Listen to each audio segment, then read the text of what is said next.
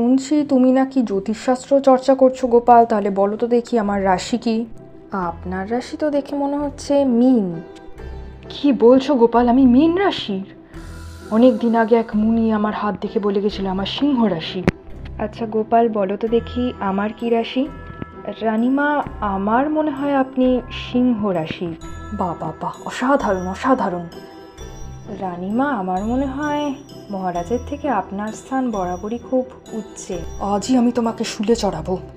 তুমি যদি গোপালকে শুলে চড়াও বা ওর কোনো রকম ক্ষতি করার চেষ্টা করো, আজ থেকে আমার ঘরে তোমার প্রবেশ নিষেধ। রানী রানী, রেগে যেও না। আচ্ছা শোনো শোনো শোনো। কি হলো? দেখলেন মহারাজ, রানীমার ধমক খেয়ে আপনি কিরকম মিনমিন করলেন। এই জন্যই বললাম আপনার মীন রাশি। বিয়ের আগে প্রত্যেকটি পুরুষ মানুষই সিংহ রাশির অধিকারী হয়, কিন্তু বিয়ের পরে সব পুরুষ মানুষেরই মীন রাশির মতো অবস্থা হয়ে যায়।